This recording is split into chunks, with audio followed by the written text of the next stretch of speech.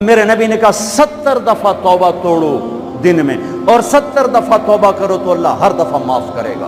گناہ ہونا کوئی بڑی بات نہیں ہے، انسان ہے، بشر ہیں، وہ انسان ہی کیا جس سے خطا نہ ہو۔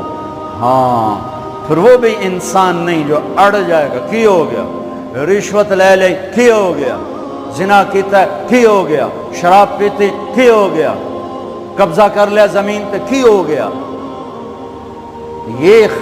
یہ خطرناک کیس ہے، یہ کفر سے بھی خطرناک کیس ہے۔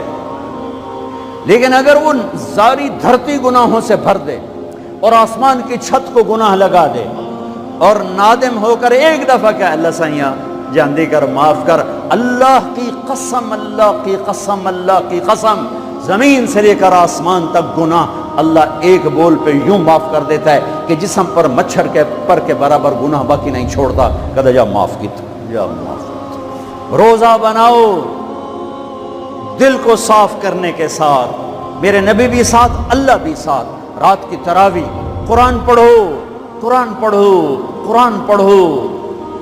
ایک مہینہ کمروں میں بند ہو جاؤ، کام پہ جاؤ واپس کمرے میں، ٹی وی بند کر دو، قرآن پڑھو، قرآن پڑھو، قرآن، اخبار نہ دیکھو، یہ ٹاک شو نہ دیکھو، صرف قرآن پڑھو۔ قرآن، ہاں تمہارے ٹی وی پہ قرآن لگا سنو، کسی کی دین کی بات لگی سنو، پر رمضان کے پروگرام کے نام پر کاروبار ہیں، میں دکھ سے کہہ رہا ہوں۔